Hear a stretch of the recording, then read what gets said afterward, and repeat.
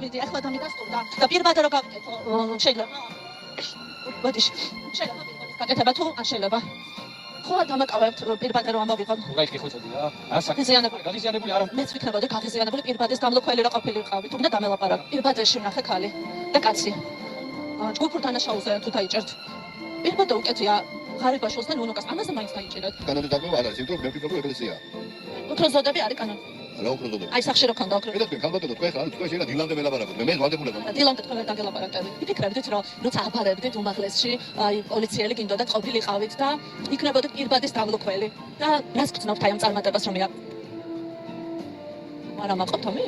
დანაშაულის შესახებ მინდა შეგატყობინოთ. არა, გამომყევით პირბადია დასავლეთ. არ გამომყევით. პირბადას ვინ დალუქავს? იფიქრებდით ბავშვობაში რომ პირბადების დამლოქველები გამოხვიდოდით?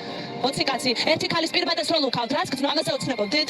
თქვენ ვერ დამეხმარებით პირბადის დალუქვაში, ქალს უკეთია და გრიპი არა აქვს. რას გეუბნებიან ოჯახის წევრებს, მოსწონთ თქვენი სამსახური? 112-ში გარეკეთ და 112-ში გარეკეთ. ანუ თქვენ აი როგორც ქალი ქალს ისე 112-ში გარეკეთ. მე ხო მივუხდი 112-ში. კარგით, რეკავას 12-ში, გადამამისამართას 112. როგორ უნდა გუთხრა?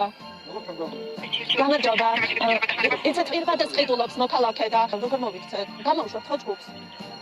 კარგი, რა თქმა უნდა, აბა პირბადით გადის ქალი და არ უნდა გამოვუშვათ, უნდა გამოვუშვათ. რომელი აფთიაქში ხარ ხარ დოქტორი და აი აფთიაქთან ვარ ახლოს და იქ იყიდა პირბადა. მარტივად მოვიდეს პოლიცია. კიდევ ერთი მინიშნება რომ იყოს მისამართი ნაწილში რომელი აფთიაქია.